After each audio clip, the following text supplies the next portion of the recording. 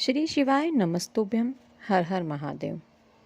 यदि आपने दिवाली के 3 दिन धनतेरस, रूप चौदस और लक्ष्मी पूजा के दिन दान पुण्य, पूजा पाठ, सत्कर्म किया है और आप इन तीनों दिन की पूजा का फल चाहते हैं, तो आपको कार्तिक पूर्णिमा के दिन किसी नदी, तालाब या किसी घाट पर दीपदान अवश्य करना चाहिए। यदि आप कार्तिक पूर्णिमा के दिन नदी या घाट पर दीपदान करते हैं तो आपको दिवाली के उन 3 दिनों की पूजा का फल कई लाख गुना होकर प्राप्त होता है। और यदि आप कार्तिक पूर्णिमा के दिन नदी या घाट पर दीपदान नहीं करते हैं तो दिवाली के उन 3 दिनों की पूजा का फल आपको नहीं मिलता, वो राजा बलि के खाते में चला जाता है।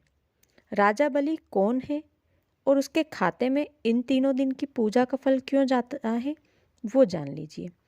जब भगवान विष्णु ने वामन देव का अवतार लेकर राजा बलि से दान में 3 पग भूमि मांगी थी, तो राजा बलि ने वामन देव को 3 पग भूमि का दान दे दिया था। उसके बाद भगवान विष्णु ने राजा बलि से कहा, तुमने मुझे 3 पग भूमि का दान दिया है, बोलो तुम्हें क्या वर चाहिए।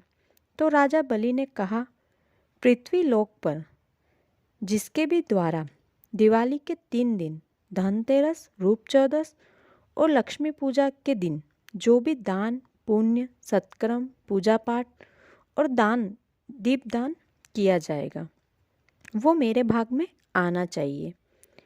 तो भगवान विष्णु ने राजा बलि को ये वर दे दिया। माता लक्ष्मी राजा बलि को अपना भाई मानती थी और राजा बलि माता लक्ष्मी को अपनी बहन मानते थे। तो माता लक्ष्मी ने भाई दूज के दिन उपहार में राजा बलि से दिवाली के इन 3 दिन की पूजा का फल वापस मांग लिया। तो राजा बलि ने कहा, जो भी कार्तिक की पूर्णिमा के दिन किसी नदी, तालाब या घाट पर दीपदान करेगा उसे दिवाली के इन 3 दिन की पूजा का फल कई लाख गुना बढ़कर वापस मिल जाएगा।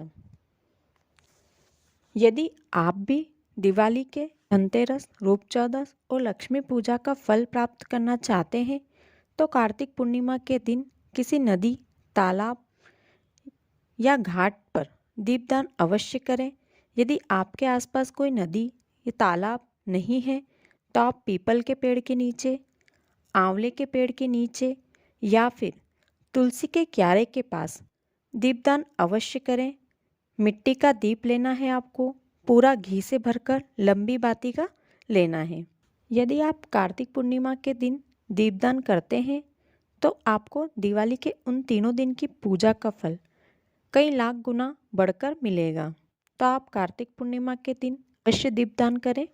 वीडियो को आखिरी तक देखने के लिए धन्यवाद।